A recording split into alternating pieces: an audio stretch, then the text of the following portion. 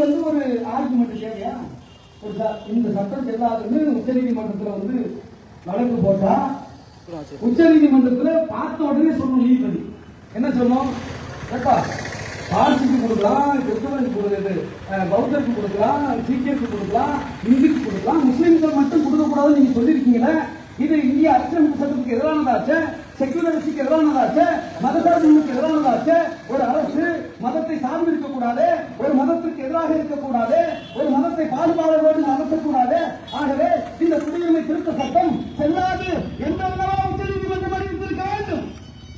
உச்ச நீதிமன்றம் என்ன சொல்லுது? நீ ஆர்குமெண்ட் பண்ணு, விவாதம் நடக்குது, நாள் நடக்கல, மாதம் நடக்கல. விவாதத்தின் முடிவில் உச்ச நீதிமன்றம் என்ன சொல்லுதுன்னா அந்த சட்டம் செல்லும் சொல்லுது. சொன்ன பார்த்தீங்களா ஏன் நல்ல நீதிபதி சொல்றேன்னு சொல்லி இதே உச்ச நீதிமன்றத்தில் ஏனைய நீதிபதிகள் இந்த அரசியலமைப்பு சட்டத்துக்கு எதிரான சட்டத்தை செல்லும் என்று அறிவித்திருக்கிறார்கள். இதே கதை 1992 இடிக்கப்பட்ட பாபர் மசூதிக்கும் பொருந்தும். பாபர் மசூதி கிட்டத்தட்ட 450 ஆண்டுகளுக்கு மேலாக இருக்கிற ஒரு மிகப்பெரிய வழிபாட்டு தலம்.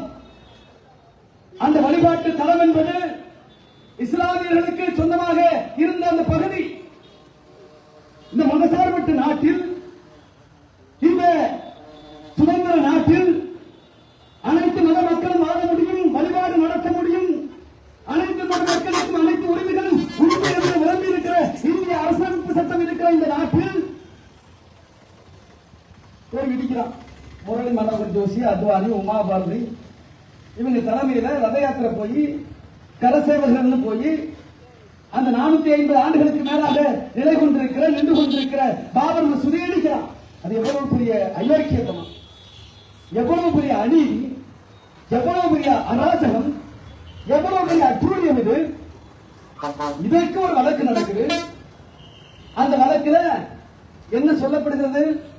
ஆர்கியாலஜிக்கல் டிபார்ட்மெண்ட், அந்த தொல்லியல் துறை அங்க சாட்சியம் கொடுக்கிறான்.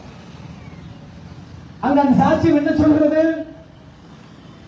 அந்த இடத்திலே ஏற்கனவே இந்து கோவில் இருந்ததாக RSS சொல்லப்படுகிறது, இடித்தவர்களால் சொல்லப்படுகிறது. அப்படி இந்து கோவில் இருந்ததற்கான தடயம் இல்லை என்று சொல்லுகிறது. எந்த சிலையும் இருந்ததற்கான அடையாளம் இல்லை என்று சொல்லுகிறது. உச்ச நீதிமன்றத்தில் என்ன வாதம் எடுத்து வைக்கப்பட்டது? இந்து கோவிலை இழுத்துவிட்டுதான் பாபர் மசூதி கட்டப்பட்டது என்று சொன்னார்களே, அதற்காகத்தான் நாங்கள் பாபர் மசூதியை இடித்தோம் என்று சொன்னார்களே, அதற்கு ஏதாவது ஆதாரம் கொடுக்கப்பட்டதா? அப்படி ஒரு ஆதாரமும் இல்லை என்று நீதிமன்றமும் ஏற்றுக்கொண்டது. ராமன் அந்த இடத்துல தான் பிறந்தாரு. அது யாராவது மருத்துவம் பார்த்தாங்களா? கைகைக்கு, ராமருடைய அம்மாவுக்கு பிரசவம் பார்த்தாங்களா? அதுக்கு ஆதாரம் இல்லை. அந்த இடத்துல தான் பிறந்து விழுந்தாரு, அங்கதான் ஓடினாரு, ஒடியாந்தாரு, வில்லு பயிற்சி பெற்றாருன்னு சொல்றதுக்கு ஒண்ணும் கிடையாது. இதையும் நீதிமன்றம் ஏற்றுக்கொண்டது. இங்கே இந்து கோவில் இருந்ததற்கான எந்த ஆதாரமும் இல்லை, தடையும் இல்லை என்று உச்ச நீதிமன்றம் ஏற்றுக்கொண்டு, ஆனா அந்த இடத்துல நீங்க ராமர் கோவில் கட்டுறதுக்கு நாங்க தீர்ப்பு கொடுக்கிறோம் சொல்லுவோம். என்ன நியாயம் இருக்கு? எந்த ஆதாரமும் இல்லாம இடிச்சு விட்டா நீ மீண்டும் அந்த இடத்துல இருந்த பாபர் மசூதியை கட்டுக் கொடுக்க வேண்டும் என்று அரசுக்கு உத்தரவு போடுவதற்கு பதிலாக இடிச்சாங்கையிலே கொடுத்து எடுத்துக்கன்னு சொல்லுங்க உச்ச நீதிமன்றம். சொன்ன தஞ்சாவூர்ல ஒரு வீட்டுக்குள்ள பொண்ணு ஒருத்தர் திருடிட்டு வந்துதான் வழக்கு போகுது. வழக்கு விசாரிச்ச நீதிபதி சொல்றாரு, உங்க வீட்டுக்குள்ள அந்த பொருள் இருந்துச்சுன்னா உண்மைதான், அவன் ரொம்ப திட்டம் போட்டு கஷ்டப்பட்டு ஏறி குதிச்சு உங்களுக்கு கவனத்துக்கெல்லாம் தெரியாம திருடிக்கு வந்துட்டான், அதனால அவன் அவ்வளவு உழைப்பு அதை செலுத்தி அது திருடிட்டு வந்ததுனால அந்த நகைய அந்த வீட்டு பேருக்கே கொடுத்துருவோம் என்று ஒரு நீதிபதி சொன்னால் எப்படி இருக்குமோ அப்படித்தான். எந்த ஆதாரமும் இல்லாமல் பாபர் மசூதியை இடித்த அந்த கும்பலிடத்தில் அந்த இடத்திலே ராமர் கோயில் கட்டுவதற்கு தீர்ப்பு வழங்கிய அந்த தீர்ப்பு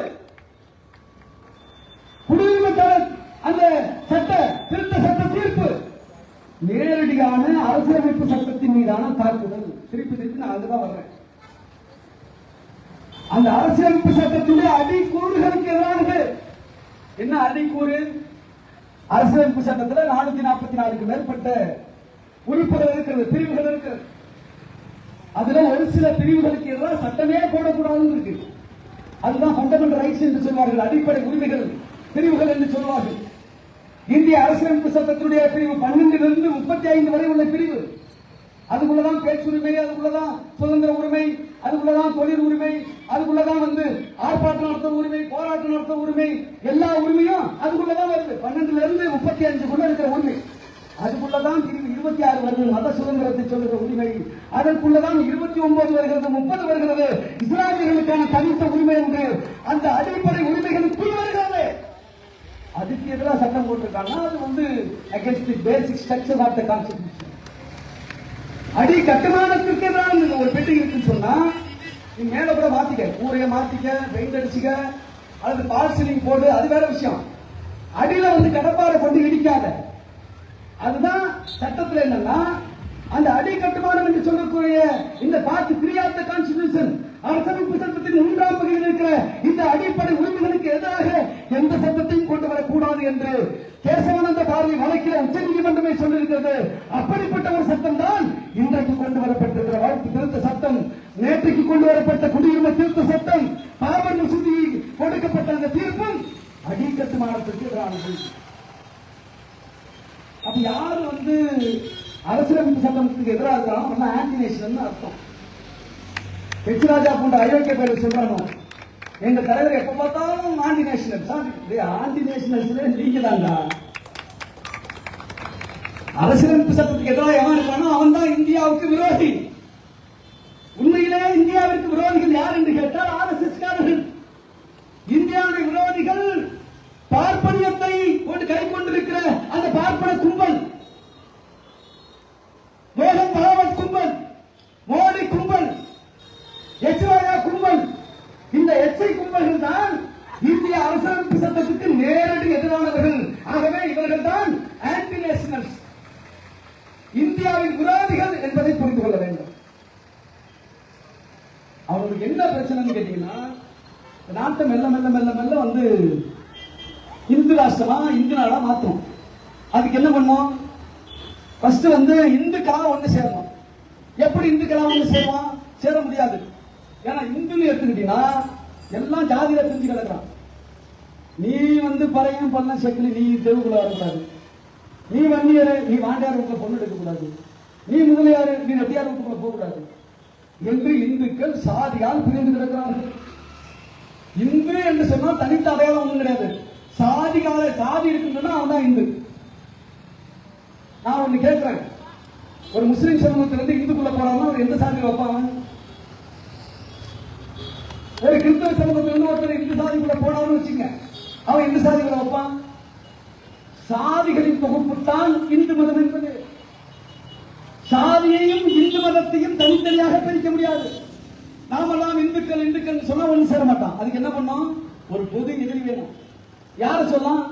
கட்சிக்கா முஸ்லீம் சொல்லலாம். இவனை ஒரு பொது எதிரியா காட்டி, ஏன்னா பார்ப்பன எதிர்க்க முடியாது. அவனுக்கு நோக்கம் என்னன்னா பார்ப்பனர்கள் எதிர்க்கணும், பார்ப்பனர்களுக்கான நாடாக மாற்றணும். இந்து ராஷ்டிரம் இந்து நாடு என்று நான் சொல்லுவது ஏதோ இங்க இருக்கிற இந்துக்கள், இங்க இருக்கிற பிற்படுத்தப்பட்டவர்கள், தாழ்த்தப்பட்டவர்கள், இங்க இருக்கிற இதர சாதிகள் சேர்த்து இந்துக்கள் என்று அவர்கள் சொல்லுகிறார்கள் என்று நீங்கள் புரிந்து கொள்ளக்கூடாது.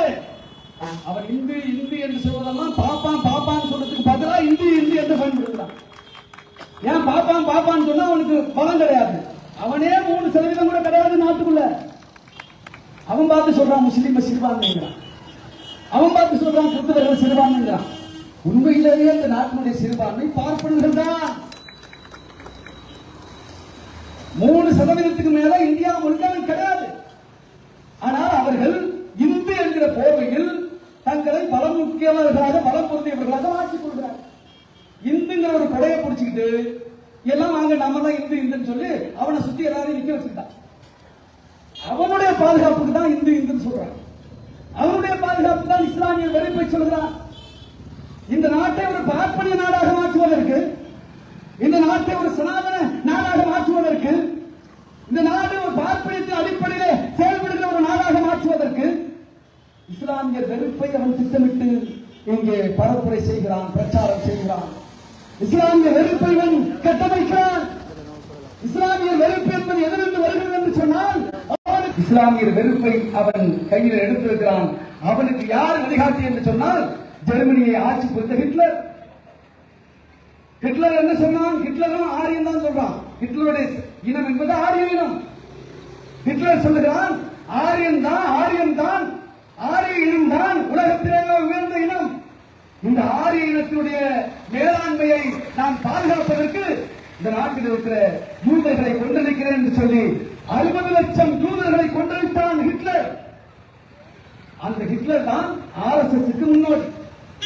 அந்த ஹிட்லர் தான் RSS வழிகாட்டி. அந்த ஹிட்லர் தான் RSS ஒரு போர் லீடர் என்று சொல்வார்களே, வழிகாட்டுகிற தலைவர். RSS வழிகாட்டும் தலைவர் யார் என்று கேட்டால் ஹிட்லர், முசோலினியும். ஹிட்லருக்கு வைத்திருந்ததும் காவி கொடி, RSS கொடியும் காவி கொடி. ஹிட்லர் கொடியினுடைய வடிவம் முக்கோணம், RSS கொடி முக்கோணம். ஹிட்லருடைய சின்னம் ஸ்வஸ்திக் சின்னம், RSS சின்னம் ஸ்வஸ்திக் சின்னம். எப்படி ஹிட்லர் ஒரு யூதர் இல்லாத ஜெர்மனியை கனவு கண்டு 60 லட்சம் யூதர்களை கொண்டொழித்தானோ, அப்படி இந்த நாட்டிலே இஸ்லாமியர் இல்லாத ஒரு இந்தியாவை RSS காரர்கள் கனவு கொண்டு கொண்டிருக்கிறார்கள். அவருடைய நோக்கம் இஸ்லாமியர் இல்லாத இந்தியாவை உருவாக்க வேண்டும், பார்ப்பனிய இந்தியாவை உருவாக்க வேண்டும். அதுக்கு தான் இதெல்லாம் பண்ணிட்டு இருக்கோம். இதெல்லாம் நீண்ட கால திட்டத்தோடு செய்கிறார்கள். இதை நான் ஏதோ கற்பனையில் சொல்லவில்லை அருமை உறவுகளே. RSS திட்டத்தை, RSS நோக்கத்தை, RSS தலைவராக இருந்த கோல்வார்க்கர், குரு கோல்வார்க்கர் என்று சொல்வார்களே, அந்த கோல்வார்க்கர் ஒரு புத்தகமாக நூலாக வடித்து வைத்திருக்கிறார். அந்த நூலுக்கு பெயர் பஞ்சாப் தாட், அதாவது சிந்தனைகளின் தொகுப்பு என்று பெயர். தமிழிலே இன்றைக்கு ஞான கங்கை என்கிற பெயரிலே அந்த புத்தகம் விற்பனை செய்யப்படுகிறது.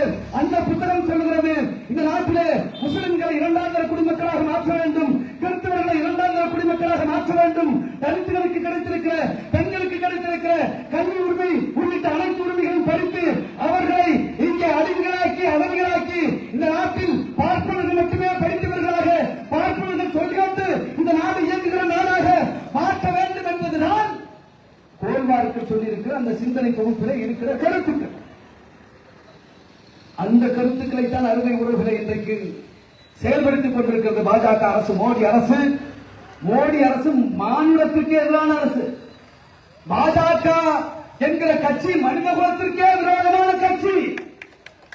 ஏதோ முஸ்லிம்களுக்கு விரோதமான கட்சி, கிறிஸ்தவர்களுக்கு விரோதமான கட்சி, தலித்துகளுக்கு விரோதமான கட்சி மட்டுமல்ல. பாரதிய ஜனதா கட்சி RSS அமைப்பு என்பது மனித குலத்திற்கு, மாநில நேயத்திற்கு, மாநிலத்திற்கே எதிரான ஒரு கொள்கையை கொண்டிருக்கிற கட்சி பாரதிய ஜனதா கட்சி, RSS இயக்கம் என்பதை இந்த நேரத்தில் நான் குறிப்பிட கடமைப்பட்டிருக்கிறேன். இதையெல்லாம் புரிந்து கொண்ட ஒரு தலைவர் இந்தியாவில் இன்றைக்கு இருக்கிறார் என்று சொன்னால் அவர்தான் விடுதலை சிறுத்தைகள் கட்சியுடைய தலைவர், எங்கள் தலைவர் வாழும் அம்பேத்கர், வாழும் புரட்சியாளர் டாக்டர் எழுத்துத்தலைவர் அண்ணன் திருமா என்பதை அழுத்தம் திருத்தமாக இந்த நேரத்தில் குறிப்பிட விரும்புகிறேன். சொன்னார்களே, 1.5 ஆண்டுகளுக்கு முன்னால் மைசூரிலே, பெங்களூரிலே ABVP என்கிற இந்துத்துவ அமைப்பு, பாஜக அமைப்பு, RSS மாணவர் அமைப்பு ஹிஜாப் போட்டுக்கிட்டு பெண்கள் வரக்கூடாது, யூனிஃபார்ம் போட்டுக்கிட்டு தான் வரணும், ஹிஜாப் போடக்கூடாது என்று மிகப்பெரிய கலவரத்தில் ஈடுபட்டார். அது சரி என்று பாராளுமன்றத்தில் கூட சங்கிகள், அந்த பாஜக காரர்கள், RSS காரர்கள் ஜெய் ஸ்ரீராம், ஜெய் ஸ்ரீராம் என்று முழக்கமிட்டார்கள். அப்படி முழக்கமிடுகிற பொழுது பெரும்பான்மை ஆட்சி அன்றைக்கு நடந்தது, இதற்கு முன்னாடி ஆட்சி. அப்படி இருக்கிற பொழுது சிங்கத்தின் குகைக்குள் நுழைந்து அதன் பிடரியை பிடித்து ஆட்டுவதை போல சங்கிகள் நுழைந்திருக்கிற பாராளுமன்றத்திற்குள் சென்று நீ ஜெய் ஸ்ரீராம், ஜெய் ஸ்ரீராம் என்று சொன்னால் நான் அதற்கு எதிராக முழங்குகிறேன், அல்லாஹ் அக்பர், ஜெய் பீம் என்று முழங்கினாரே, அந்த தலைவரை கொண்டிருக்கிறோம். அந்த தலைவர் இருக்கும் வரை உங்கள் ஜம்பம் தமிழ்நாட்டிலும் பலிக்காது, எதிர்காலத்தில் இந்தியாவிலும் பலிக்காது. விடுதலை சிறுத்தைகள் கட்சி இருக்கும் வரை இஸ்லாமியர்களை தனிமைப்படுத்த முடியாது, அரசியலமைப்பு சட்டத்தை தூக்கி எறிய முடியாது. இஸ்லாமியர்கள் வேறு யாரும் கிடையாது. எங்கள் தொப்புள் கொடி உறவுகள். உன்னுடைய அநீதியான சனாதன சட்டத்தை எதிர்த்து, மனிதனுக்கு எதிராக, வர்ணாசிரம தர்மத்திற்கு எதிராக நீ பல்லன் என்று சொன்னால் அதை ஏற்க மாட்டேன், நீ பறையன் என்று என்னை தீண்டாதவன் சொன்னால் அதை நான் ஏற்க மாட்டேன், நீ சக்கிலியன் என்று என்னை இழிவு வேலைகளை செய்ய சொன்னால், அடிமை வேலைகளை செய்ய சொன்னால் நான் செய்ய மாட்டேன். இந்த இழிவுகளை நான் பொறுத்துக் கொள்ள மாட்டேன், ஏற்றுக்கொள்ள மாட்டேன். இந்த இழிவை சுமப்பதற்கு பதிலாக உன் மனமே எனக்கு தேவையில்லை, நான் வெளியேறுகிறேன் என்று இந்த